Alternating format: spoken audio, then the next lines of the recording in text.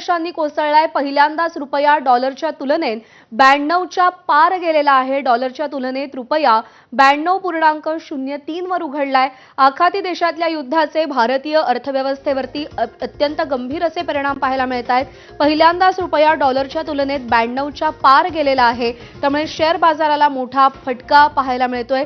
युद्धाच्या पार्श्वभूमीवर रुपयाची ही सगळ्यात मोठी घसरण आहे। डॉलरच्या तुलनेत रुपया 92.015 या आकडेवारीवर पोहोचलेला आहे। 66 पैशांनी डॉलरच्या तुलनेत रुपया कोसळलेला आहे। पहिल्यांदाच रुपया डॉलरच्या तुलनेत 92च्या पार गेलेला आहे। त्यामुळे भारतीय अर्थव्यवस्थेवरती या युद्धाचे किती घातक आणि किती दूरगामी परिणाम होतात याची चिंता आता सगळ्यांना लागून राहिली आहे। शेअर बाजार कोसळतोय, रुपया देखील कोसळतोय।